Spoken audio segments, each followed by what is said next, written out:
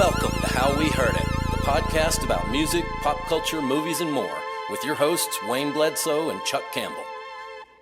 Ciao Italia, this is Chuck Campbell with Wayne Bledsoe, and This is John Baker.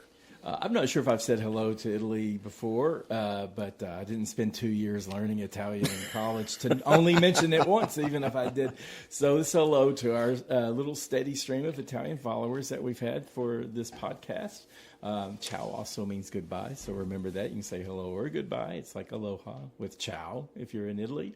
And today we're going to do songs about heat, which could be heat, hot weather, hot people, whatever. I mean, we're in July here, and we're plunging into the 3 hottest months for at least East Tennessee with July, August, and September. Wherever you are, if you're our friends in Australia or below the equator, it's your winter. But we're in hot times, and we're going to talk about the heat. And like I say, we've kind of defined it different ways, but these are songs that might be about heat, fire, burning, hot people, hot weather, hot emotions. Summer. Yeah, that's what's inspired it.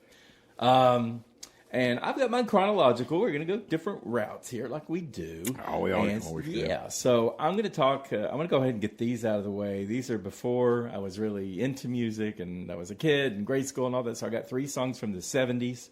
The first one is Fire by Ohio Players from 1974. I've got to read these lyrics. These are the opening lyrics for Fire by Ohio Players. That's, hey, ha, uh-huh, hey, hey, hey, Lord, I'll go. Hey, ha, uh-huh, hey, hey, hey, Lord, fire. There's just a lot of grunting and groaning and on, so you know what's going on with that one. And then in 78, I've got another Fire, and that's the Pointer Sisters' Fire, which came 4 years later. It's a smoldering song. Our sisters are playing Hard to Get. She says, I say I don't like it, but you know I'm a liar, because when we kiss, ooh, fire. And the final one from my 70s is Hot Stuff by Donna Summer. The interesting thing about that, Hot Stuff, she's just wanting somebody and she's feeling hot and she's looking for a man who can give her joy. And the interesting thing, I forgot about this, but way back, this was 1979. And when she released Hot Stuff, they also released it with Bad Girls as an extended single. And sometimes you would hear 12 minutes of Donna Summer going from Hot Girls to Bad Girl, Hot Stuff to Bad Girls. Interesting. Yeah, so that was a good break for a DJ who had to run to the market or something. Was that Giorgio Moroder? Yeah. He did all her stuff. Yeah, I think he did about all of her stuff. So I think so. Pioneering guy. Yeah. All right, that's my opening salvo. Who wants to go next? Well, let me go back way further. Of course. 1523. No, the 1920s. You said 1920s. Thank you. You finally trained. I listened to you, Chuck. I listened to you. I appreciate that. Ethel Waters with Heat Wave, which everybody covered that. Yeah. We're having a heat wave, a tropical heat wave. But not the Martha and the Vandellas. No, that comes in the 60s. That's a totally different song. You going to say that one too? Well, that's on my list. Okay. He was. But Sorry. you can say that one. No, you can say that one. I didn't have that on my list. You didn't have Martha and the Vandellas on your list? See, that's the first song that comes to mind with me. I thought of it too, and it's been covered by different people over the years, and I thought, well, Wayne's going to do that, Martha Reed and the Vandellas. But I like Jimmy Mack. That's my Martha Reed and Vandellas. That's a great song too. Yeah. And but that doesn't have anything to do with summer. No. But a lot of people have done both of those songs. Yeah. And another really old one is Hot Time in the Old Town Tonight, which I didn't know anything about that song. It's when the band on the Andy Griffith Show, their community band is going to play something, that's what they're always going to play. Really? They always get started with it. It's like, what is this song? And it's another one from the 20s or the teens. My favorite version that I've got like 5 different versions.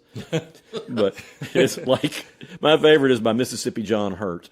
Okay. Mississippi John Hurt was this. I've heard that name. Well, it's so funny because he became famous in the Greenwich Village stuff in the 60s, but he recorded just a handful of songs back in the late 1920s. He was like worked on a cotton plantation, sharecropper kind of guy.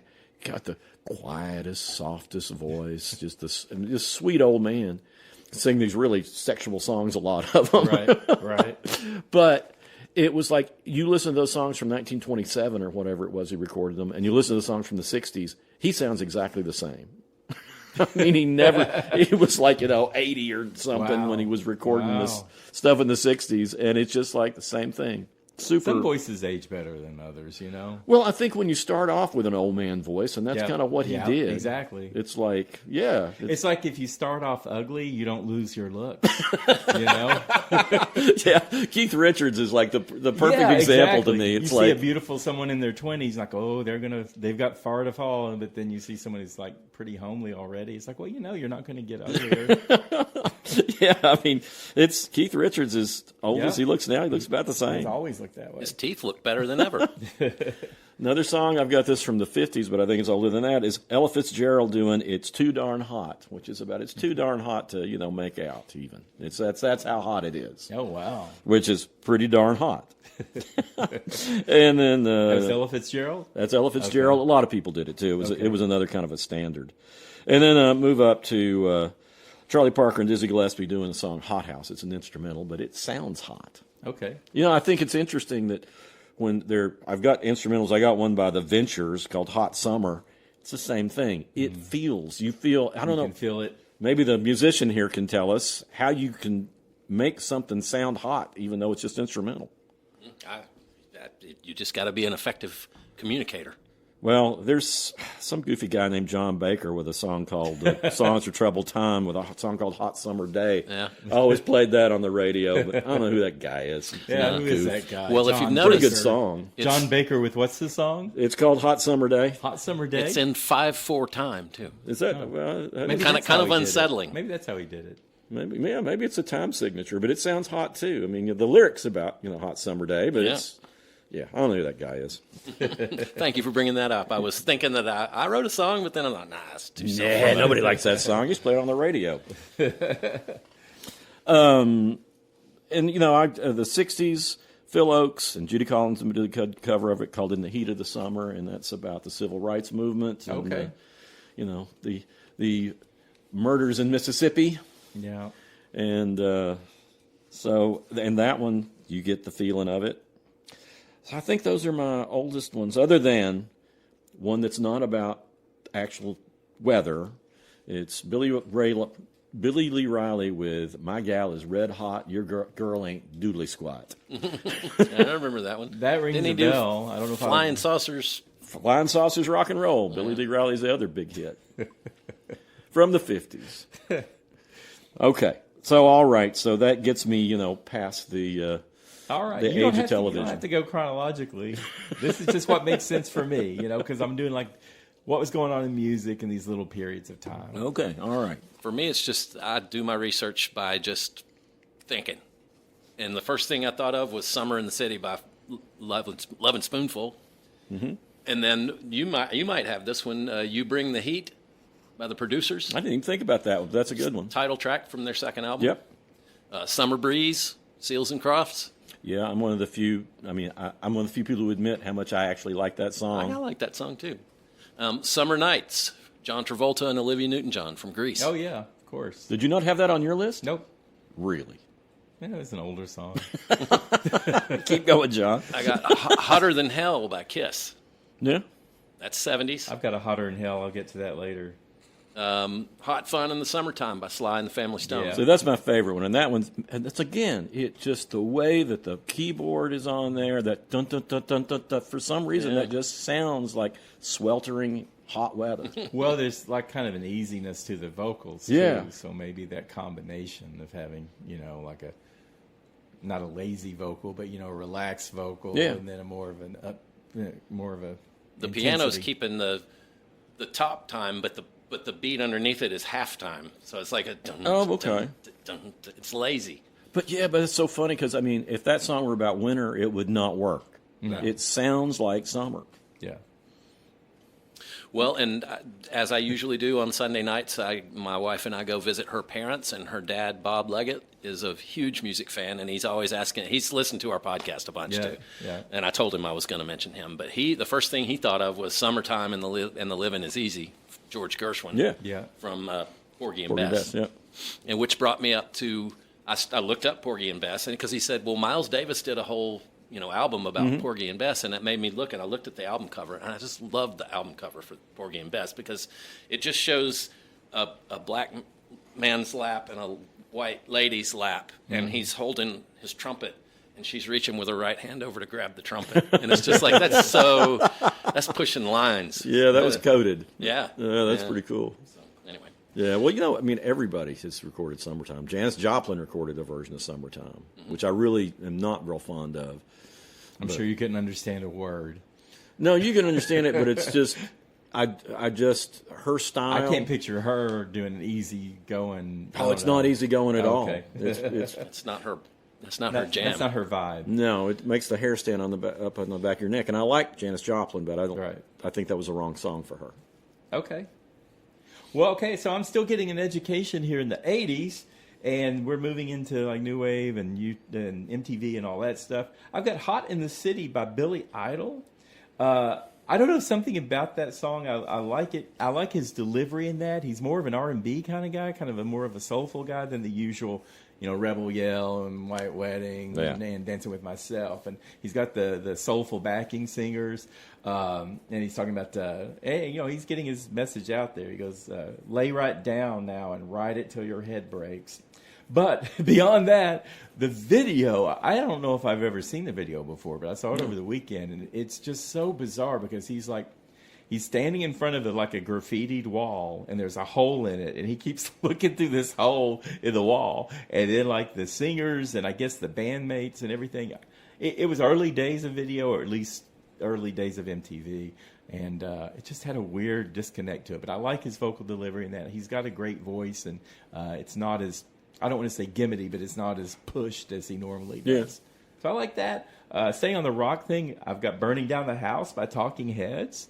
I know it's burning, but this was, of course, art rock, kind of funky. And this song started... it's not kind of funky. Well, right, it's funky. It's very funky. And that's because the basis of this song, and I didn't know this, was Tina Weymouth and Chris Frantz had laid down a rhythm section there in the Talking Heads with David Byrne, and he loved that, and he wanted to add something to it to make it more of a song.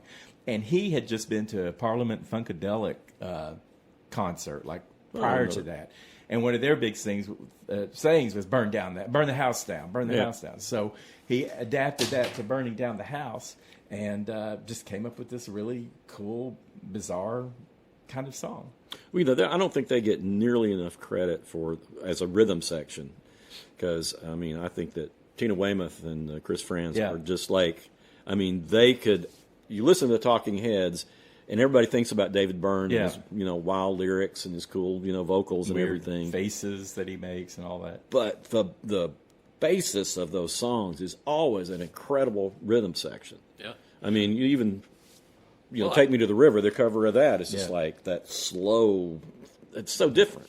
And Tina and Chris are a couple, and they're still together, and I follow Well, and neither one of them, you could consider them virtuoso at their instrument. They're just really solid. Yeah. They're solid, and they've got that, they're listening for something all the time, something different. Well, the best compliment I can ever pay to any musician that I play with is that they listen well. Yeah. Yeah.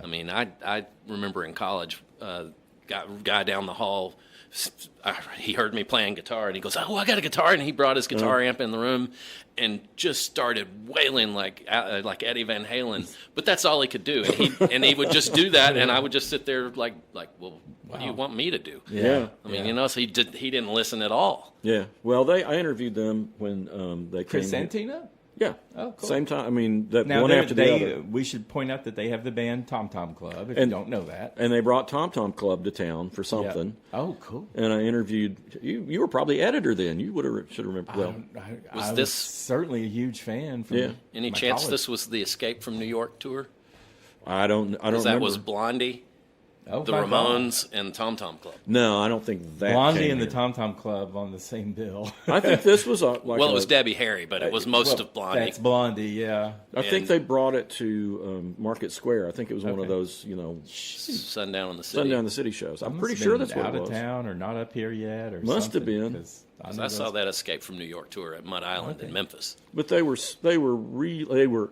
everything you hoped they would be. They were just so nice and so knowledgeable, and just and it's always great when you interview somebody like that. Yeah, and that's how they turn out to be. And I follow Chris France on, I think, Instagram, and he just takes pictures, and he takes pictures of Tina out doing this or that. It's just nice to see them seem very grounded and ordinary in a way, Yeah. I would like to recommend to both of you, go out on YouTube and look up the Talking Heads live in Rome in 1980.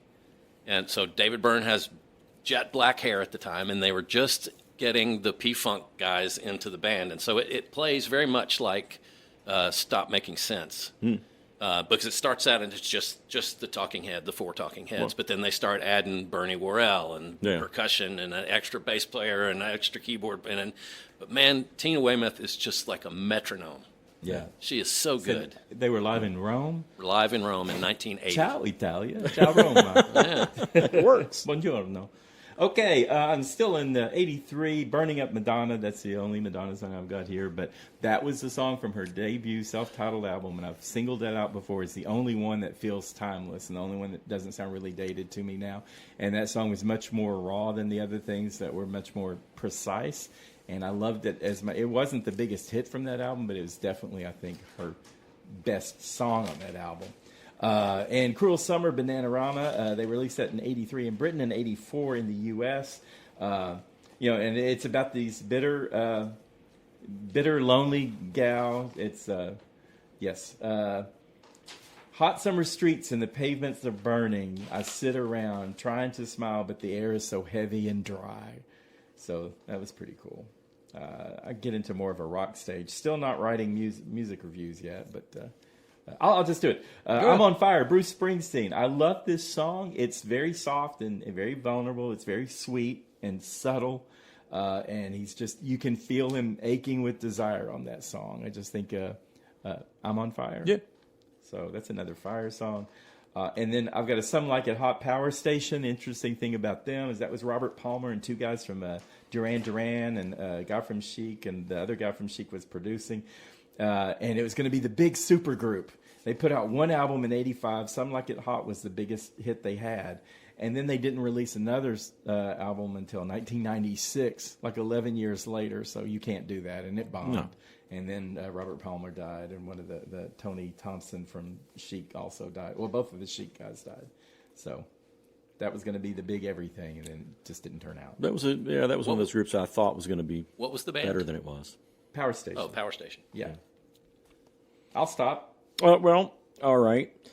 I categorize some by hot nights. Okay. Starting off with Alice Cooper's It's Hot Tonight, which is a later Alice Cooper. I mean, it's after the original band, and it's still a really good song.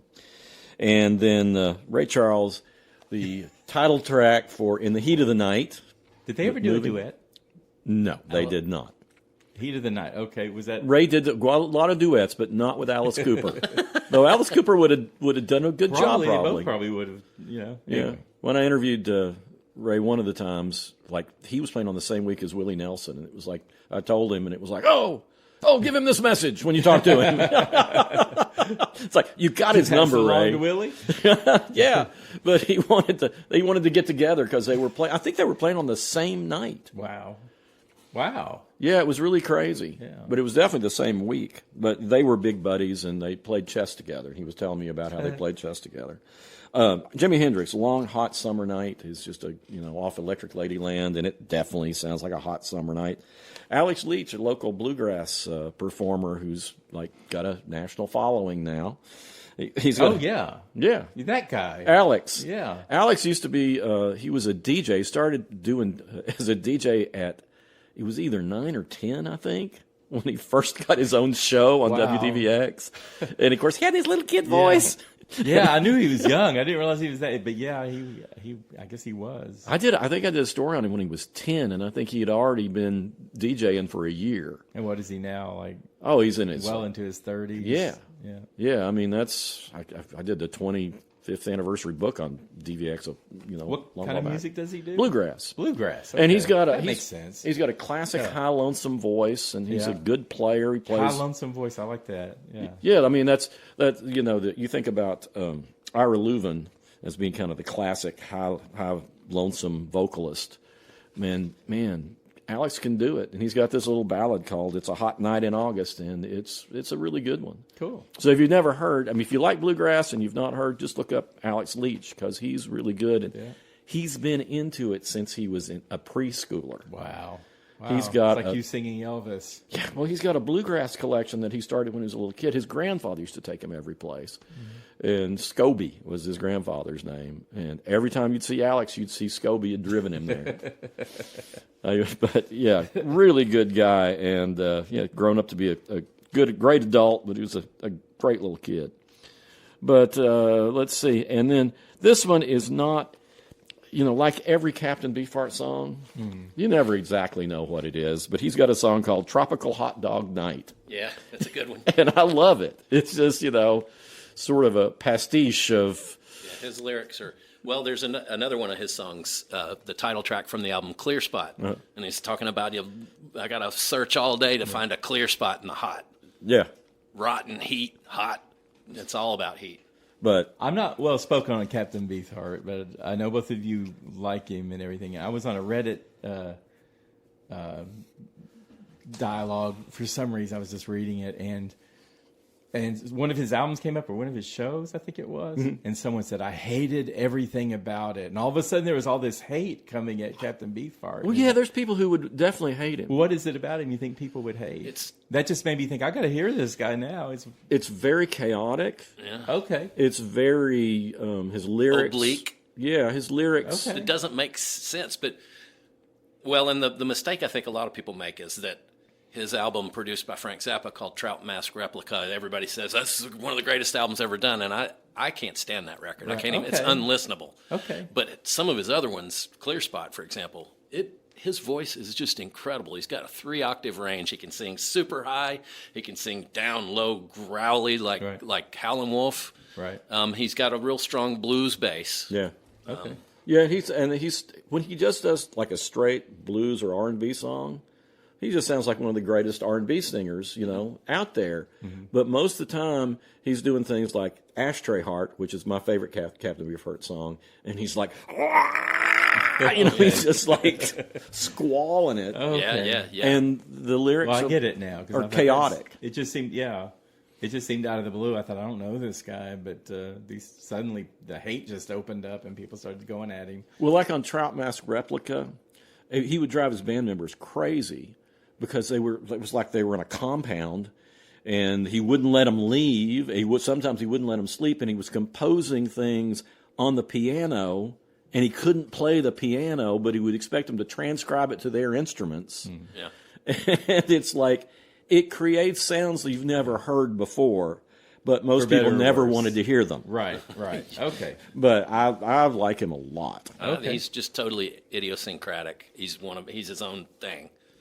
Yeah. Okay. But he became a painter and lived in like Arizona, where it is always hot. I think it's Arizona or New Mexico. I can't remember. Yeah. Someplace Southwest. in the desert. He was in the desert, Where it's hot. where it's always hot. Back to our hot songs. That's why I did that. Perfect. So this is like, I guess, for the pre-music writer days, but 1987, Beds Are Burning, Midnight Oil. Yeah. That was a great political song. It was about giving the Aborigines their land back, which Midnight Oil was all about that. It was very controversial. And Peter Garrett was he was in the Australian government, wasn't he? Yeah, he went into politics. Yeah. He was We had a band. I had a band in Memphis, and we put together a benefit concert for Amnesty International. It was called The Candle Burns. Back to the pot. Right. And our manager was really ambitious, and so he just wanted to see how many famous people he could call up on the phone and get them to record a promo for our thing. And he got Peter Garrett to do a promo for us. He also got James Brown. Yeah, he seems pretty cool. Dang. But Beds of Burning, that was a real kind of punctuated song. Had a great drive to it, and then his vocals were almost feral. And I just like the Western desert lives and breathes in 45 degrees, which For Fahrenheit people, that's 113 degrees. So anyway, he said, That's hot. Yeah, I think the best line is like, the time has come, let's give it back. So he's wanting to give back the land to the Aborigines. Also, 88. I know you probably like the Buster Poindexter Hot, Hot, Hot, but I love the Cure's Hot, Hot, Hot. Actually, I like theirs better. I Is it love the same it. song? It's the same song? No. Totally different. Yeah, totally different. Other than the approach. chorus is hot, hot, hot. Yeah. Well, the Cure has 3 exclamation points on the end of their title. Okay. So it's hot, hot, hot, and then hot, hot, hot, exclamation points.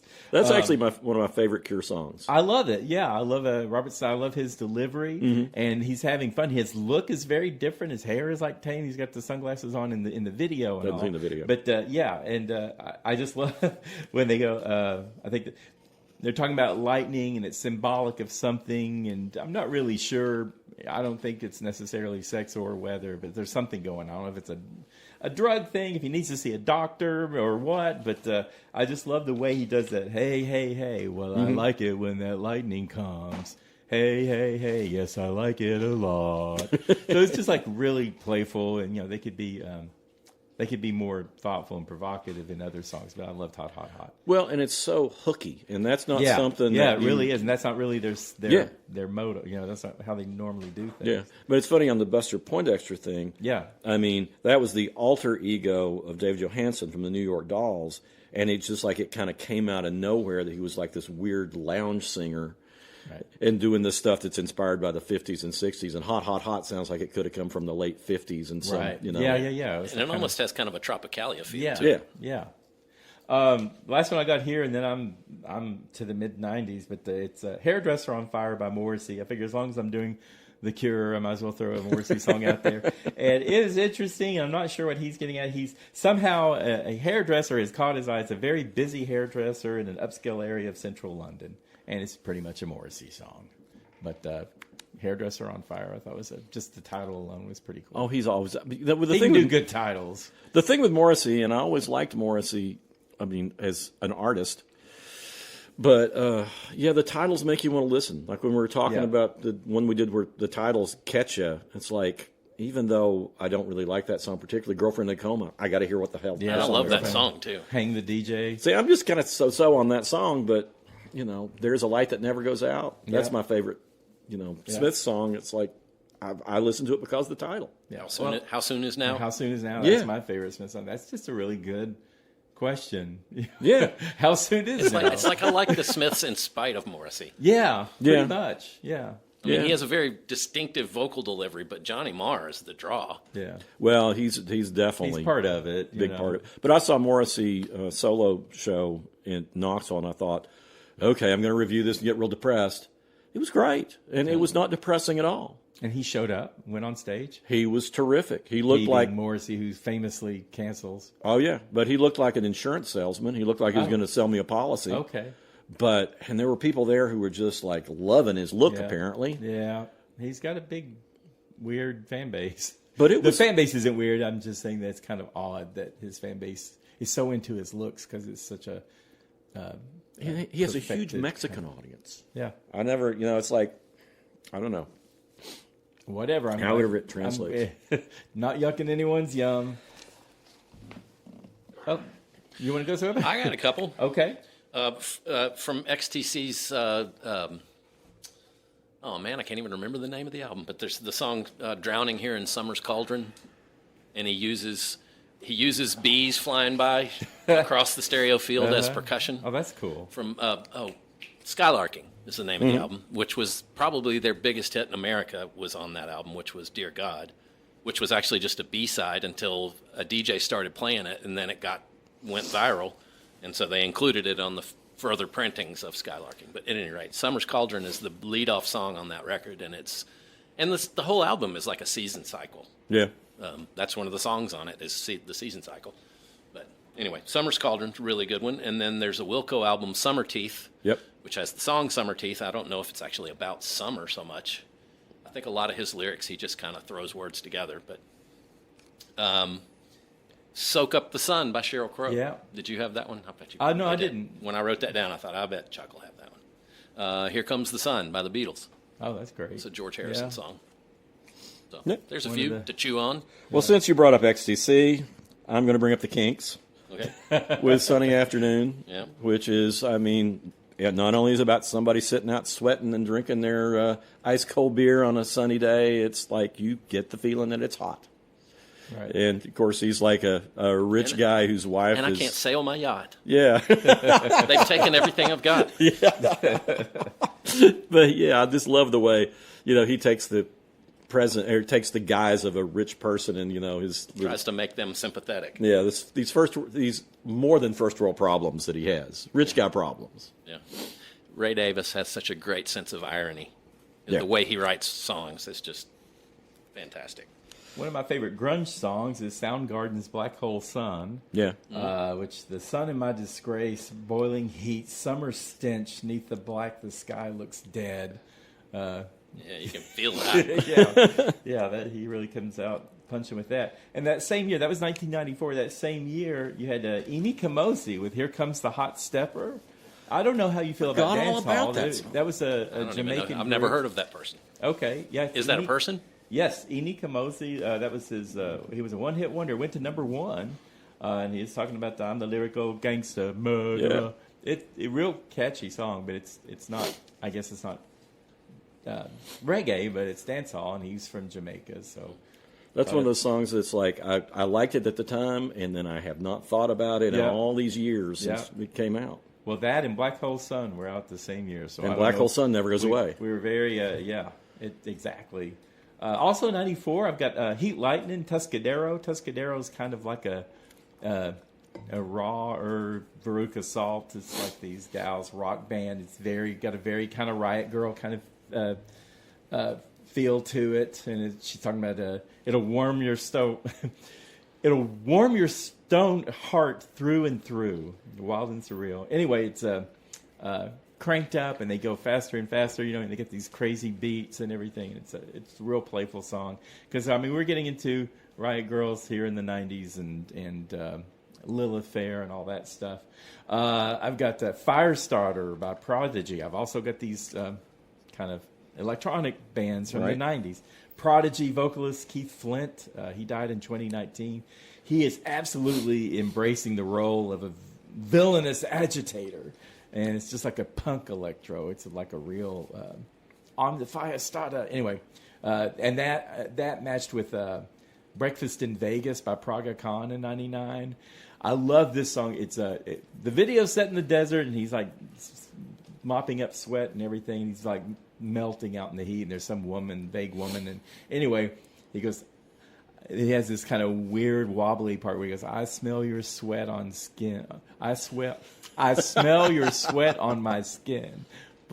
Breakfast in Vegas on cocaine and gin." And he's just That's a talking good line. yeah, he's talking at some woman that maybe he's hired as a prostitute or something. And then clicking back to that Tuscadero thing, Mary Lou Lord.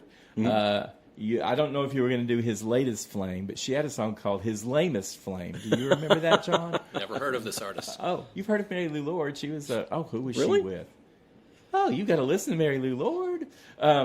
Go find His Lamest Flame. And then she's got this little la, la, la, la, la. It's like a jangly kind of song. This was a '98. And it's kind of a take on Elvis's His Latest Flame. Yeah, Only she's being the one who's not Marie, the woman who stole his friend away.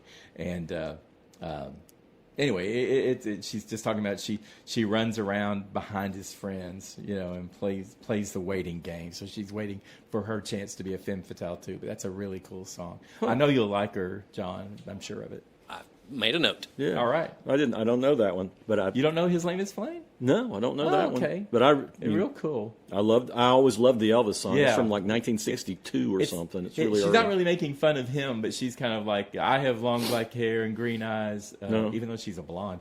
But anyway, she sings that, and she goes, "But my name's not Marie." Yeah. That was key to his like. Marie's the name. Yeah, I His guess latest getting into flame. Elvis song. Yeah, he finds out from a friend of his that his friend is now dating this beautiful woman named Marie with the long black hair and green eyes, and that was Elvis's old flame or whatever. So, but Mary Lou Lord's is His Lamest Flame. and Yeah, Elvis that's a Presley nice is play. His latest flame. Yeah, she did a good job with that.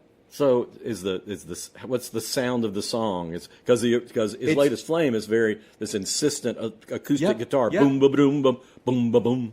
Yeah, it's kind of like that. It's more of a jangly guitar, female-led rock, and she does the la la la la la. Interesting. Yeah, his lamest flame. Yeah, I'm gonna have to hear it. Yeah. Okay, I'm done with the '90s. I'm into 2000. Go for it, guys. All right. Well, let's go back a little ways. T-Rex is Hot Love off the Electric Warrior album, the same one that has Bang a Gong, Get It On. Hot Love that whole album is like, I think it's the best T-Rex album. Yes, great. And he's just got this boogie thing that he's done, that his entire career is based on this kind of boogie riff. Yeah. It's kind of like, Chuck Berry was a huge influence, and it's kind of like the same thing with Mark Bolan, who was the main guy behind T-Rex. Yeah. But yeah, it's... what else did Mark Bolan do? Something, surely. Well, Bang a Gong, Get It On is his biggest song. Okay, yeah, and then Bang a Gong, Power Station covered that. Yeah, okay. I knew there was a connection that I just made. You're right. Jeepsters was kind of a hit. Yeah, I guess Jeepster was. And actually, I like it better than Bang a Gong. Oh, I do too. Yeah, but that one, I think Jeepster was off. Is it off Electric Warrior or Slider? Yes. Yes, I can't remember which one it is. Lou Reed with White Light, White Heat, which David Bowie also did a really good cover of. But that's a one that's just like, there's a great live version that Lou Reed has of it that just is, it's when I really want to just blow the speakers out, I turn that one up and drive down the road because it is just such a great song. It's there's hardly anything to it, It's about doing drugs, isn't it? Well, it sounds like it's probably about shooting up. Yeah. Well, but Lou Reed, right? It's Lou Reed, so yeah. But there's a spider right there. I saw him before. Yeah, he's right. He's like I wish you could see it because floating in the air. He's hovering in the middle of our 3 microphones. He's got something to say about the heat. Right there. I don't see him.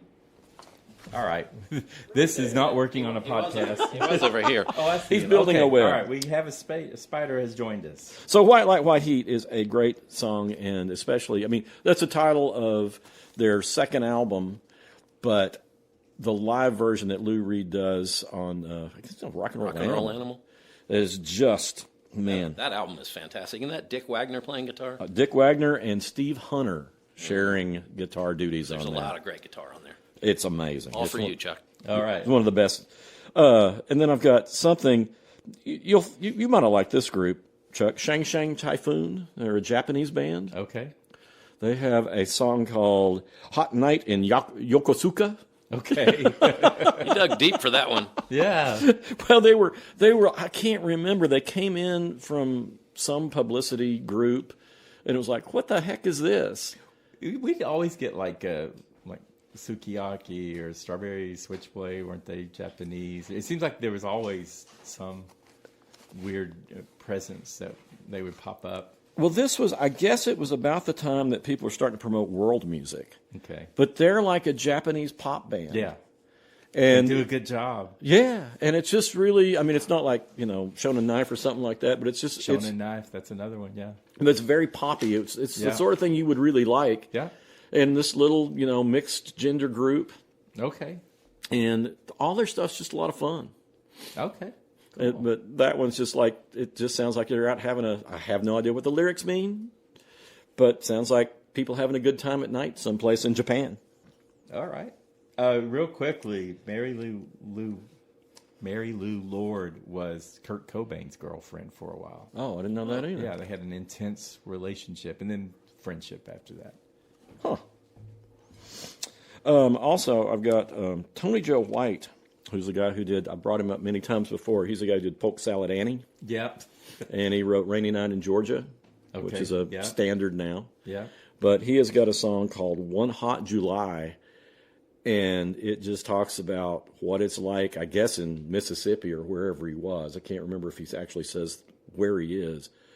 But he's talking about how hot and sweltery it is and how it's going to dry up, and then all the crops are probably going to dry up. But so if you're not flooding, you're in the drought. Right. Yeah. That's how it is here a lot of the time. Yeah, same here. But Tony Joe White has his voice like this. And, man, when you listen to him, it just feels like it's hot, sweaty. I'll jump into a little rap trio here for getting into the 2000s. Dog and Heat. That's a totally different type of hot, Chuck. Well, it's Missy Elliott with of course. Redman and Method Man, and I don't think I can do either of Redman or Method Man's lyrics. And Missy's is kind of on the edge too, but they're basically all looking for a good time. And then Hot in With a Here dog. by Nelly. That was a huge hit, 2002. And I just love it. It's getting hot in here, so take off all your clothes. And then he's got a woman that's going, I'm getting so hot, I'm going to take my clothes off. It's just back and forth, a big banger. It's like just a What are they going to do with no clothes on? I don't know. I guess it'll cool down, and they'll have some tea, And finally, Drop It Like It's Hot, 2004. That Snoop Dogg, just that low-slung vibe that he always has. And drop it like it's hot. Drop it like it's hot. He's saying this can be your phys ed. So he's going to give you a pass for your phys ed class if you drop it like it's hot. And I got a couple of pop songs also in the 2000 aughts here. Hot and Cold by Katy Perry. This is, she's getting mad at a boyfriend who's always like hot and cold. She goes, you change your mind like a girl changes clothes. And she says, now you're plain boring. And then Burning Up by Jonas Brothers. This is like they differentiated their title from Madonna's by dropping the G in Burning.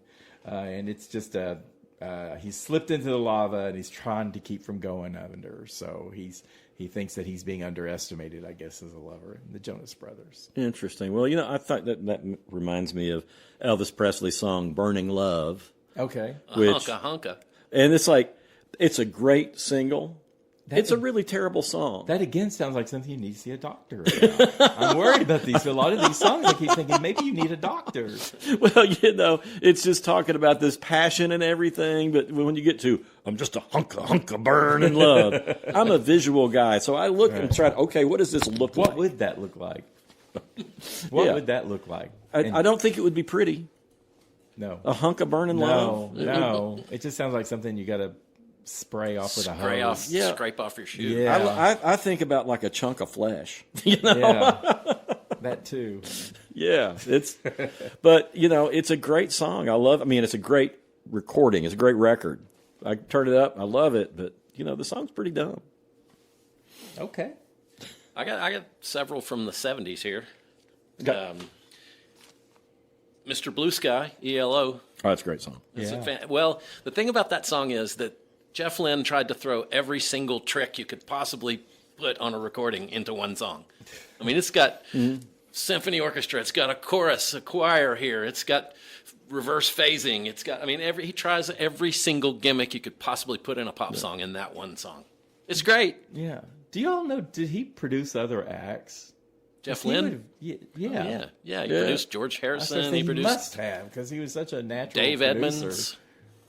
Tom Petty. Tom Petty. Yeah. Okay. Traveling Wilburys. Yeah. All right. Yeah, a lot of different people through the years. And he's got a very distinctive production sound, too. Yeah. It's really layered, and it's really smooth.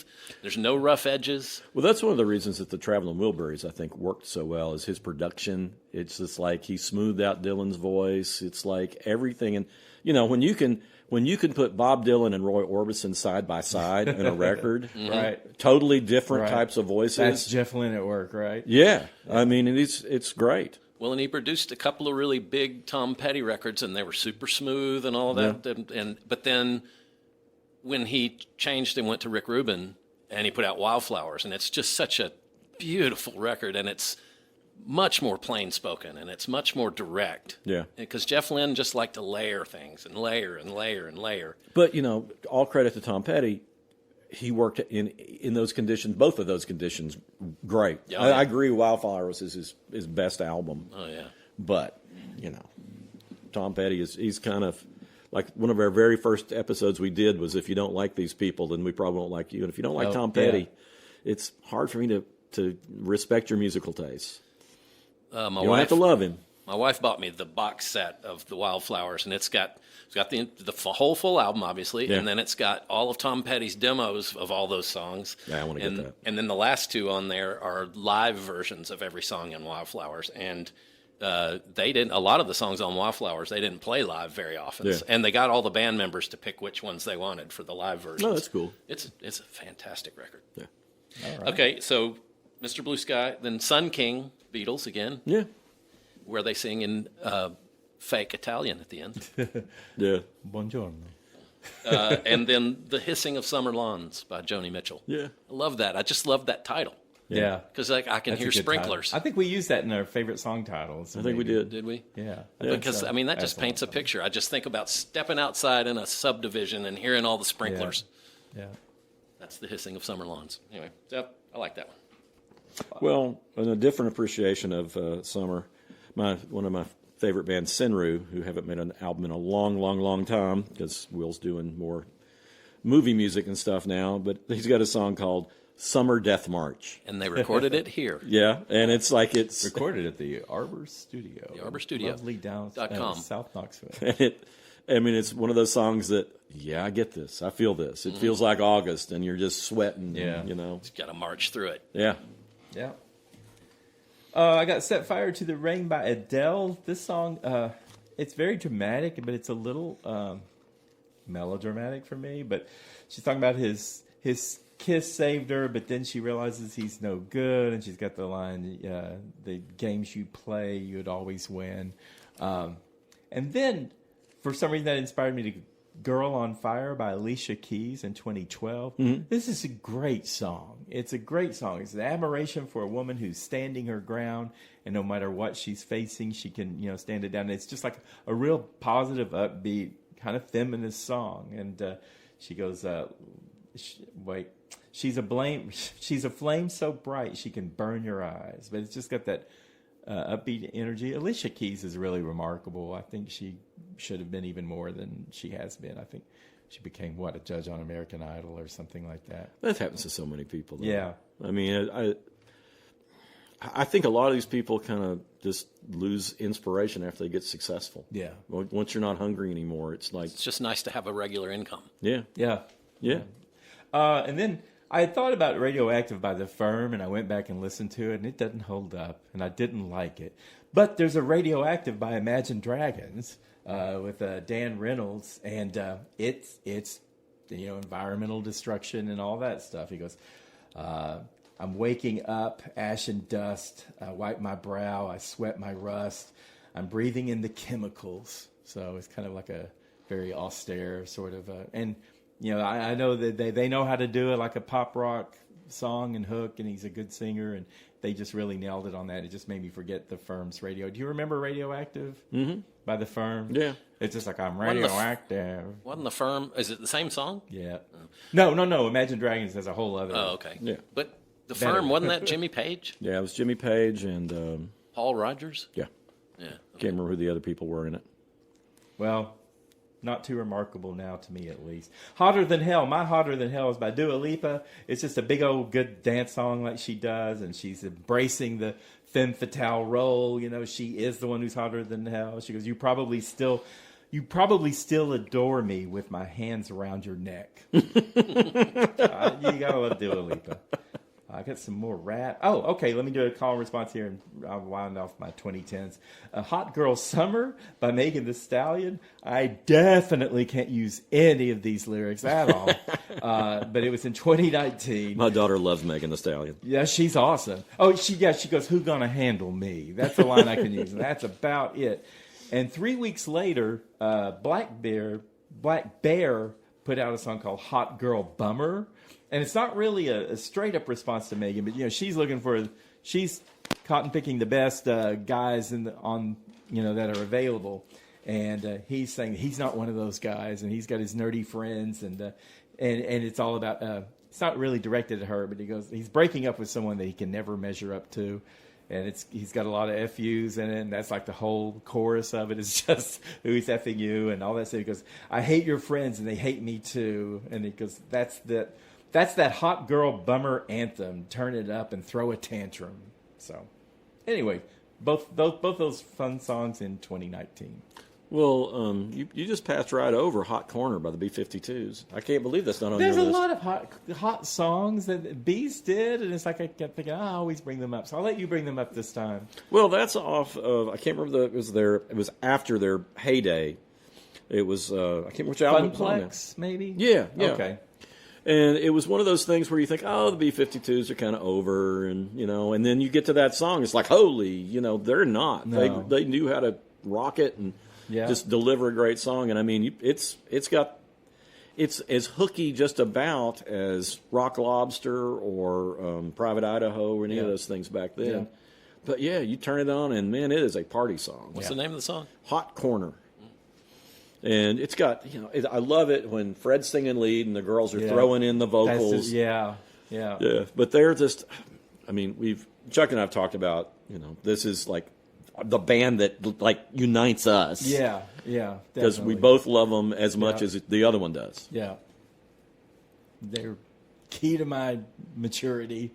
Yeah, and I mean, and when the whole punk new wave thing came out, I mean, when I saw them on Saturday Night Live, it was like, what in the world is this? Mm-hmm. And it took me a minute to like it, and then it was like, this is too weird not to like. Yeah. And then you listen to their songs, and they're just great. Yeah. And they're just so fun. They're good at melodies and harmonies, and the lyrics are just so inventive in this sound. And Ricky Wilson, the way he did the guitar was so wrong that it was right. Yeah. Totally weird guitar. It's all percussion, and he like played with 4 strings half the time, and just really, really different. Great band. But a lot of their songs, you're right, sound like Hot Weather. Yeah. And I know they had the Hot Pants Explosion, but there was another hot song that I thought, oh no, I can't remember it right now. But yeah. They're a summer band. I try to swim in the lake at least once a year, listening to the first 2 albums around, on my dock. And I'll just go swimming around and just hear all that since I was forever ago. Yeah, it was funny.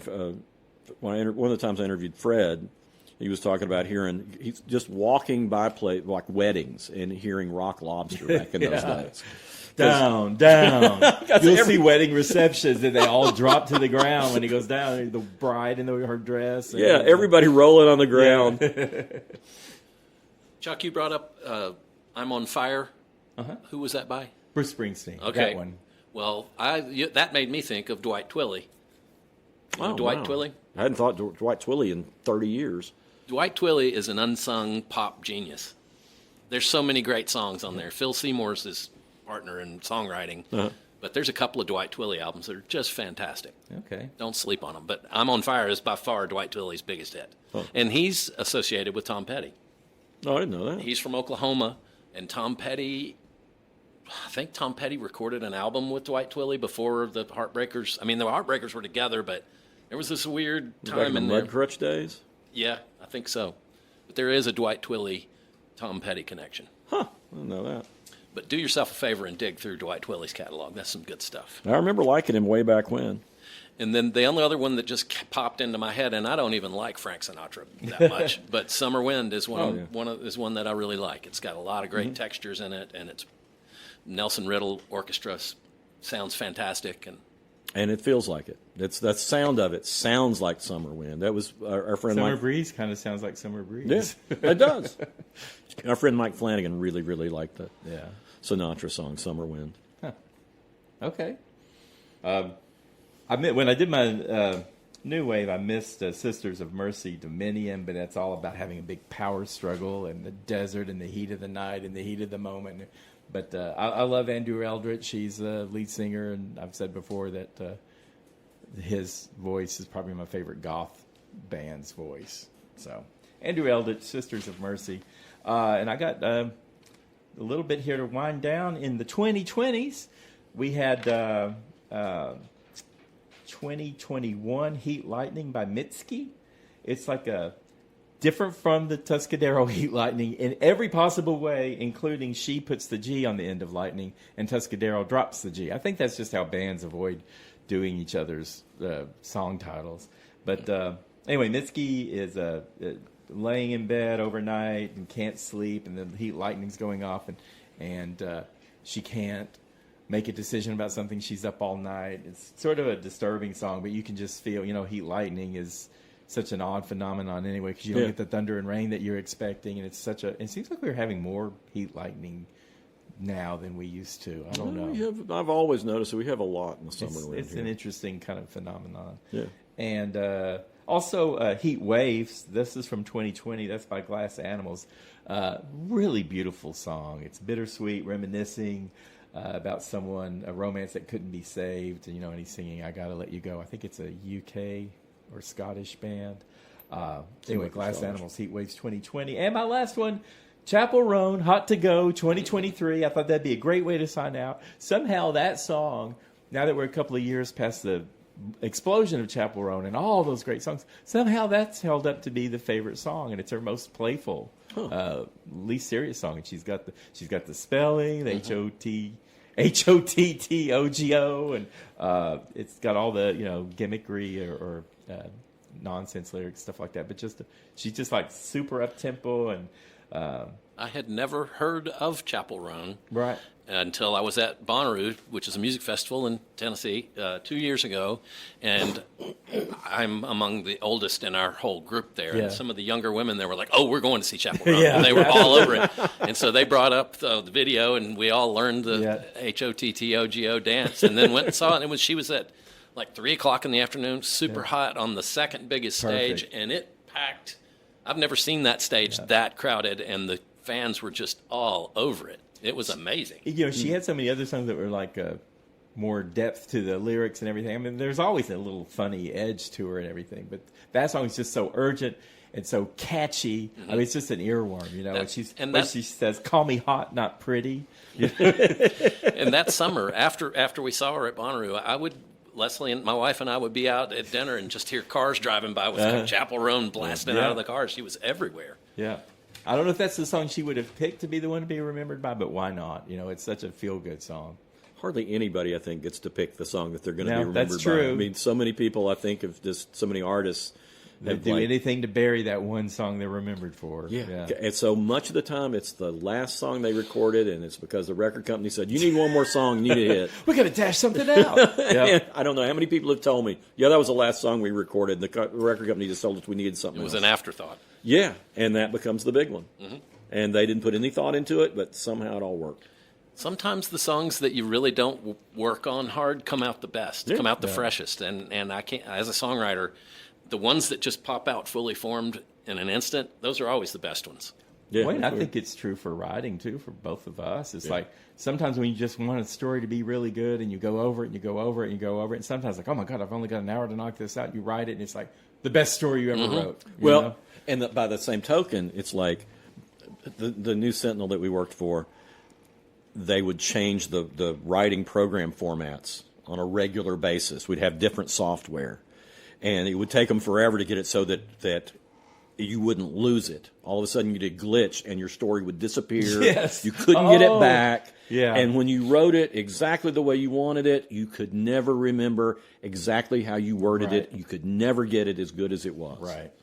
It was so frustrating. I bet. But I think that was the previous owner when we were having the worst problems. But yeah. It was terrible because it seemed like every 4 or 5 years we'd get a new program we had to write with, and it would take a year. And that's fine to adapt to using the program and everything, but losing everything. I don't know how many times. Have you ever lost a song that you were recording? Oh, my God, yes. That's the mantra between me and my engineer that works here with me, Gray, is just like, if you think about saving, save. Yeah. Because I've learned the hard way that sometimes you'll work on a song and you'll work on it for hours at a time, and then there'll be a power spike or something, and everything you've just done is gone. Same way with stories. And you can't get it back. Yeah. And I mean, there have been some stories that happened to me, and I just never wrote them. Yeah. I just I can't go back and do that again. I don't have time. I will say, though, that there have been a couple of times where I've lost a song in progress, and then, all right, now I'll start it over again, and it comes out better. Comes out better. Yeah. That can happen, too. So, I don't remember that ever happening with a story, but,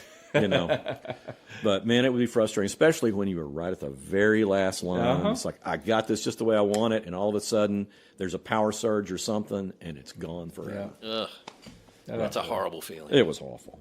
But that learning curve is steep, but you learn it. Oh yeah. Well, I got two left. Okay. One is, and I bring up John Hartford every once in a while. John Hartford was the guy who wrote Gentle on My Mind, is great. He's got a song on Mark Twang called Long Hot Summer Days about tugboating. And he had or riverboat. I can't remember if it's tugboat or riverboat, but, talking about working on that. And it's just this, it gives you the feeling of the long, hot summer days. It's real acoustic. It's just real pretty. And then the song about summer that I hate probably the most of all. 1973, Bobby Goldsboro, Summer the First Time. I don't know that one. You be thankful. It is. I remember Bobby Goldsboro. Didn't he do the frog sound? Oh, yeah, he did. And he did the song Honey, which was the most schmaltzy. He had a TV show, didn't he? Yes, he did. Oh, it was horrible. But blanked him out of my mind, or maybe I just never. It's like Bobby Sherman and Goldsboro. Oh no, he could not have been a teen idol. I mean, he was no offense to. I mean, he was not a pretty guy. Oh, okay. But he's got well, this. see, then he didn't get ugly when he got old. No, he didn't get any uglier. But Summer the First Time is about losing your virginity, and it, like I've said many times, I'm a visual person. Oh, and no, you don't want to visualize that. No, and it's so hot and sweaty sounding, and you're picturing Bobby Goldsboro in this romantic moment. I don't even know what he looks like, but that sounds terrible. Oh, it's awful. I'm not going to say it. It's awful. Don't say it. So anyway, but I hate songs about losing your virginity anyway. Okay. It's funny because my friend Con Hunley, he recorded the one, and we talk about songs. He goes, I know you don't like songs. I know you don't like that song. I don't know if I know many songs about losing your virginity. There's a bunch. Huh. There's a whole bunch. It was, Strawberry Wine by Dina Carter. We could do a whole episode. We could do a whole show. No, we can't. No, I don't definitely know get song. You can do a whole episode. I'll take that week off.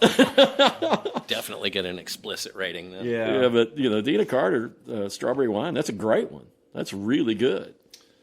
We went to college together. Really? Yeah. She was a little sister at the fraternity I was in. That's interesting. Well, she worked at a bar down in Toddy's. Is where she worked. Yeah. Backdoor Tavern. Yeah. Good artist. I hadn't heard anything from her in a long time, but country music's changed. Yeah. Yes, she didn't write that song. That was, I can't think of her name now, but another really good female songwriter. All right. Well, are we ready to move on to recommendations? Do you have any more songs, John? I had a couple, but I don't think I know enough about them to speak. Okay. Well, someone want to go ahead with a recommendation? Well, I'll recommend music. Brand new album by Kevin Abernathy. And full disclosure, I co-wrote a song on here. Oh, but, okay. The only thing I did was I think I added one little couplet.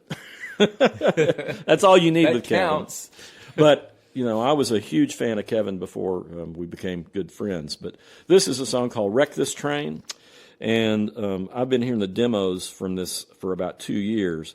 And Kevin always writes great songs. Yeah, he's a great songwriter. But he's got a song on here called "Showing Up for Me" that features Serena, who used to be half of the vocal team, Guy Marshall. And this is the first time she's done just a real rocker. And her lead vocals on this, I mean, when Sarah had already heard the demo with Kevin sing it, when we were coming back from the beach, he sent me all this stuff, and we were listening on the way back. And Kevin and I both said, a woman needs to sing this song. And when she got a hold of it, she knocks it out of the park. Wow. It is a great song. It's one of those songs that I think every woman is going to listen to it and go, yeah, that's exactly what I think. But it's got a lot of good songs on it. "Wreck This Train," the title song is, he changed it to "Train Called Nothing to Lose" as for the title. But it's another one that just, kicks you in the butt and just keeps on going.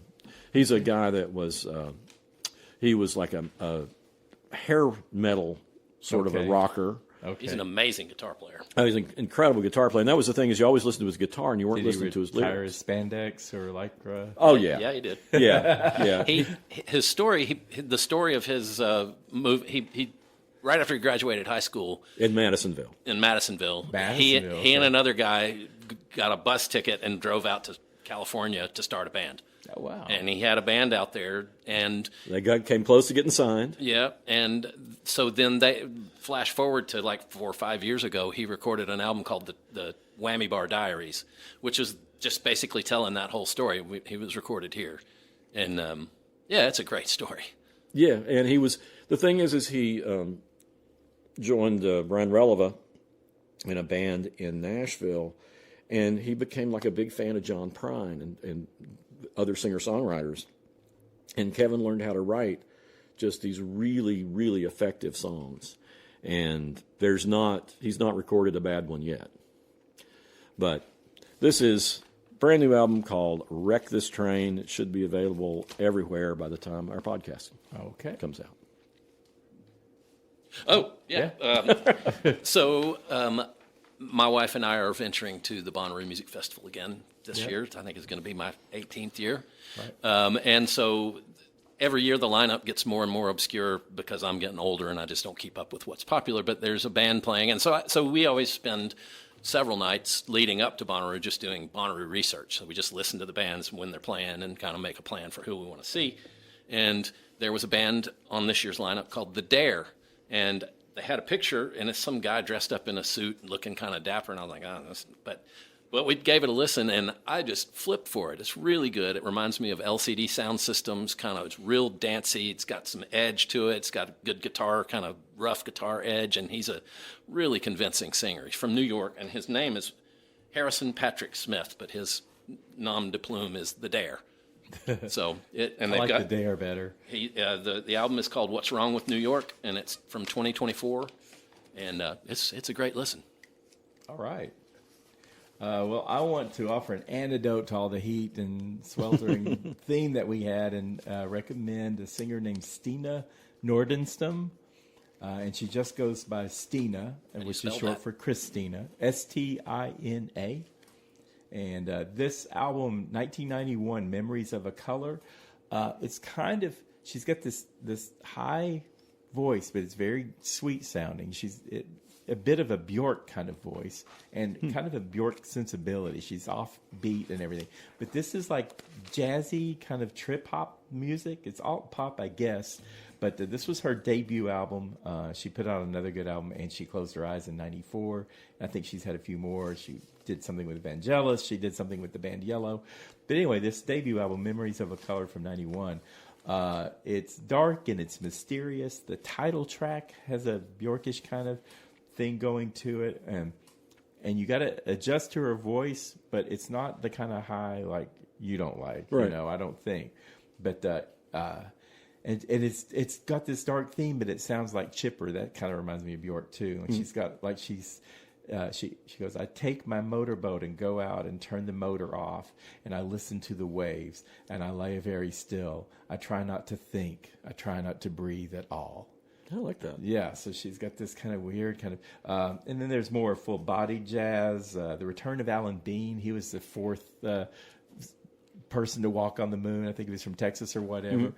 And the return, she talks about the curse of something like you always want to be an astronaut, but once you walk on the moon, you don't have your dream left anymore. It's like you've done it already. Yeah. It's just sort of this weird kind of, you better take care of your dreams, baby. But because if you touch them, you'll never be the same. So I think that was cool. She's got Alone at Night, which is this eerie song. It's violins and cellos. Sometimes it's like, stringed instruments. And then like the one after that, Soon After Christmas, she's pining away, and it's mostly a piano background. And then the last song, A Walk in the Park, it's like this ghostly song about a fatal car crash. So she's offbeat. She's very interesting. I really loved her when she came out, and I don't know if she's been doing anything lately, but anyway, she's a Swedish singer, and it's a nice chilly album to talk about in contrast to our heat theme. Cool. Well, I'm going to recommend, movie-wise, a classic film from 1954. I just showed it to my 8-year-old grandson last night, and he loved it. Yeah. And it's 3.5 hours long. So. Oh, yay. But it's Seven Samurais, directed by Akira Kurosawa. And it's his most famous movie, and I mean one of the greatest movies of all time. They remade they remade it in America under the name The Magnificent Seven and turned it into a Western, it's good, but it's nowhere near as good as Seven Samurai. And you think 3.5 hours, man, this is a slog, but it is so well directed, it's so well paced that I didn't think it felt long at all. And I mean, I had an 8-year-old who sat with me. That's a testimony right there. Yeah. You got an 8-year-old who'll sit still for 3.5 hours. Yeah, but It's not a video game. And That's from when? 1954. And it stars, two people who are really big names in Japanese cinema. Takashi Shimura, who is the old samurai who gets all the other ones together. And the plot of it is it's these villagers who are always being raided by bandits, and they're starving to death because the bandits are taking all the food, everything that they raise. And they decide the only way to survive is to fight them somehow, so they have to hire a samurai. But they don't have any money. All they have is some rice, Right. which they are too poor to even eat that themselves. They're eating millet while they're feeding the samurai the rice. Wow. And the old samurai has to bring in, he decides it's going to take 7 people to defend this village. So he has to gather other samurai who will work for nothing. Okay. And it's during a time when there's... eat millet. Yeah, well, no, they'll eat rice. They feed the Okay. samurai the rice. Okay. And the samurai whip the villagers into shape so that they can fight the bandits. And, the samurais all have very different personalities, including the other star, who was the biggest star probably, Toshiro Mifune. And he's like this goofy guy. He has a secret that you find out later in the film that kind of makes him be this belligerent, goofy guy who wants to be with these other samurais, and he's not really a samurai until, I guess he becomes one during the course of the film. But it's just really inspiring, and it's just so well done. It's, you've got a climax of the final battle. There's an intermission, and once you get to the intermission, the second half takes off with all the battles and the actual action. And the first part of the So just watch the second half. No. The setup is really important, and you learn the characters. But it's great, and it's a classic and considered one of the best films ever made for a good reason. Okay. So anyway, the Criterion edition, folks, have the complete version of Seven Samurai. It's 5 hours long. No, it's 3.5 hours long. The first version With I saw... bloopers. The first version I saw was like an hour shorter and not as good, even though it was still good in a shorter version. Okay. But yeah, Seven Samurai, 1954. All right, John. Well, I'm not going back quite that far. Okay. But I'm going back to 1979 for the film Breaking Away. And I'm a cyclist, and it's a cycling movie. Yeah. It's about a race that's been run in Bloomington, Indiana for decades. It's called the Little 500. And you do it in teams, and each team gets one bike, and everybody on the team has to ride, and you ride 500 laps around a track. And the main character is played by Dennis Christopher, I'm sorry. And he is just a cycling fanatic, and he loves Italian cycling stars. He's got posters all over his room with all these Italian cycling stars, and he finds out that team is coming to race locally, and he's like so excited because he gets to see his heroes, and he's out there riding with them, and one of them takes his bike pump and jams it into his wheel and sends him. Because they're asses. And he pretends to be Italian. Yeah, he sings in Italian and he talks in Italian. Yay.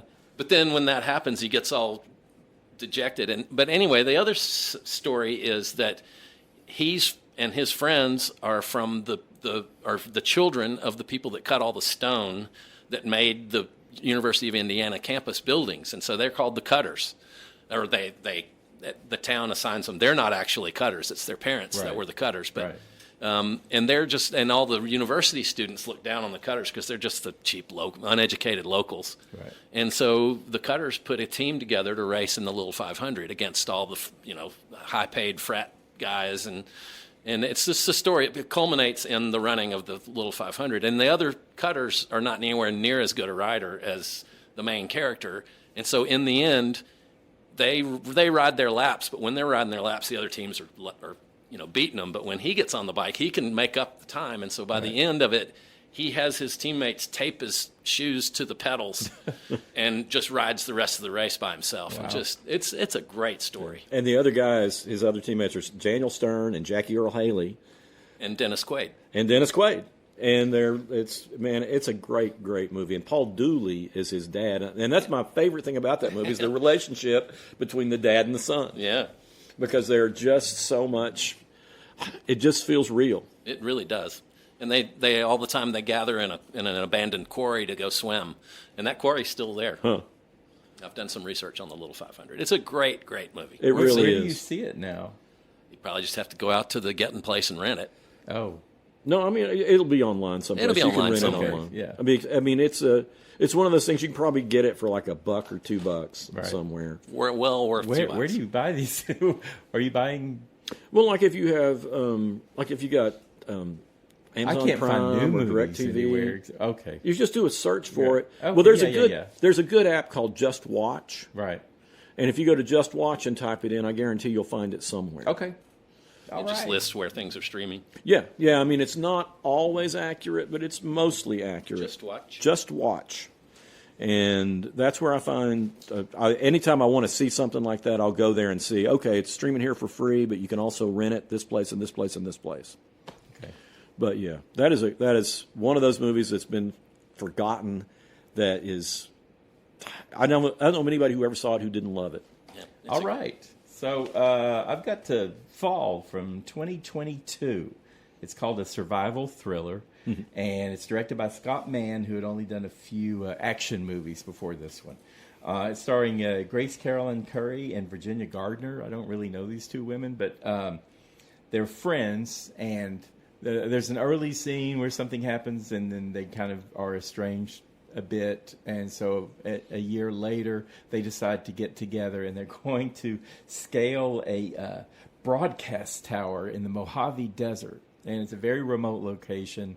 There's like an old hotel like up the road from it, but you can't really hear anybody up there.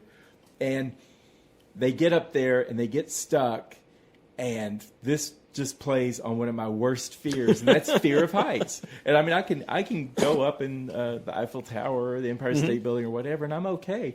This movie just worked my nerves from the time they went up that tower, and then of course the situation gets more and more dire for them the longer they're facing dehydration, and there's some other twists, Right. and all this other stuff, and like predatory vultures coming after them, and it's just like everything. And they had they've got these two phones that aren't working right, and they're just trying to think any way they can to get anybody's attention, for the random passerby or something that might be able to hear them. But it was just the film work of seeing this camera and them perched up there with like no room for error or anything like that, just on, and I just kept thinking, I've seen so many scary movies with monsters and killers and bloodbaths and avalanches and all these things that can happen, and nothing affected me like just seeing the camera like just tip over their shoulder. You Yeah. see a foot dangling, and it's just like unnerving. Oh wow! Shows you the power of phobias. Yeah. So if you've got a fear of heights and you haven't been scared adequately, you can see this movie, Fall. It's from 2022. It's on Netflix and Tubi for subscribers, and you can also rent it on Apple TV and Amazon. And the reason I wanted to bring it up now is because there's going to be a Fall 2 that's due out in August. And it's a different cast, and I think there's some connection to this first movie. But this time, these people are... these adventurers are on a treacherous plank walk in Thailand, in the mountains of Thailand.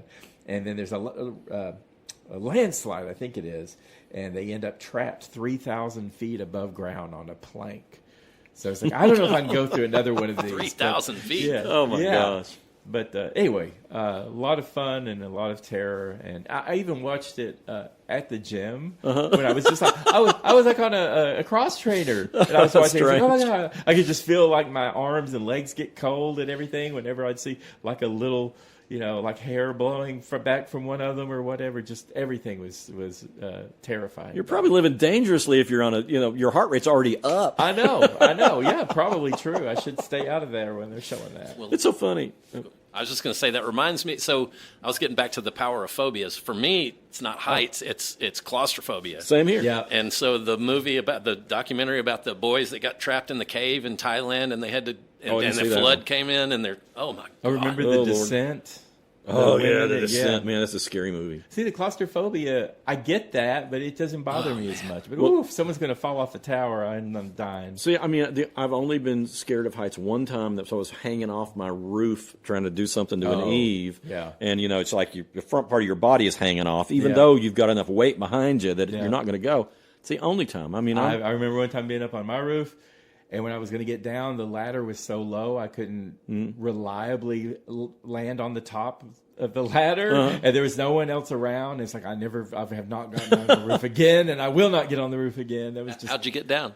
I just finally thought, well, I'm just going to have to break a leg or something because I can't stay up here forever. And I just kind of jumped down and I landed where I needed to land, but never again. I've really never. I mean, other than that one time, it's the only time I've been afraid of heights. But I'm like John. I mean, I went caving with a friend of mine, and we got to the point where we had to get down on our hands and knees. Yeah. And the panic hit us both at the Really? same time, and you've never seen anybody back out of something quicker and more desperately than we did. Caves are fine until I can't stand up. Yeah, same here. If I have to, oh man. With that Ryan Reynolds movie where he's buried alive, I could never watch that movie. Oh, what was that? 24.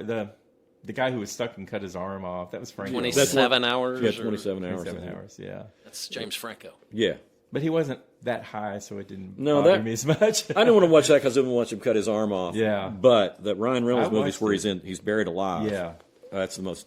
There's nothing scarier to me than that. Yeah. Yeah. Okay. Well, a buried alive scene. I remember, what was it, Creep Show? Where they buried someone up to his neck Neck in and they wet the sand, tide and coming in. surf came in. Yeah. And it was like hitting, just swiping. Was it Ted Danson or someone like that being swiped with these waves as the tide was coming in? And he was going, I can hold my breath for a long time. Because the guy who did it had a camera on him. Yeah. Well, that movie, before you leave that movie, that was like written by Stephen King, inspired by the old EC comics from the 50s, which were horror comics. They even had like a congressional investigation into them because they were so horrific. Right. They thought they were such a bad cool. influence on children. Oh, cool. All right. Well, folks, you can find us on social media, on YouTube, Facebook, Reels, TikTok, X, Instagram. We do little promos for our shows, so if you haven't seen the show or heard the show yet, you can see what it's all about in a minute and a half or something like that. And if you have any questions for us or any topic ideas or feedback, you can write us at howweheardit@gmail.com. Thank you for joining us, and ciao.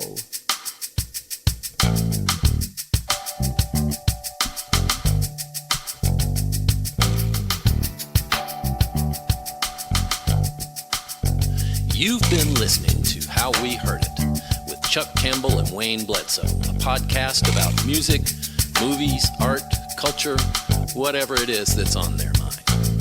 How We Heard It was recorded at the Arbor Studio in Knoxville, Tennessee by me, John Baker. How We Heard It is a Cozy Planet production. If listening to this podcast has given you a burning sensation, then we recommend you sit in a hot tub until your symptoms fade away. If you'd like to reach out to Chuck or Wayne or even me, you can send an email to howweheardit@gmail.com.